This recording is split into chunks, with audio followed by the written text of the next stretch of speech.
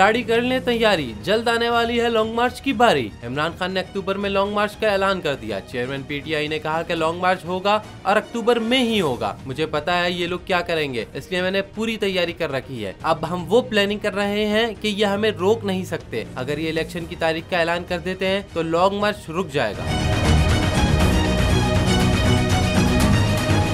Chairman PTI Imran Khan ने imported हुकूमत की मंसूबाबंदी आश्कार करते हुए कहा कि इनका मकसद सिर्फ करप्शन केसेस खत्म कराना और मुझे नाअहल कराना है। ये मुझे नाअहल कराकर फिर इलेक्शन का ऐलान करेंगे और मैं जल्द से जल्द इंतखाबात चाहता हूँ, क्योंकि इससे सियासी इस्तेहकाम आएगा, जबकि नवाज शरीफ के मुल्क वापस आने से हमें फायदा होगा।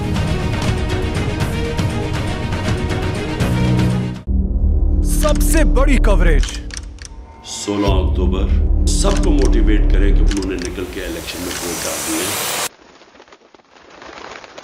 सबसे ज्यादा रिपोर्टर्स, सबसे बड़े पैनलिस्ट, लम्हा बा लम्हा इलेक्शन की खबर सिर्फ बोल पर।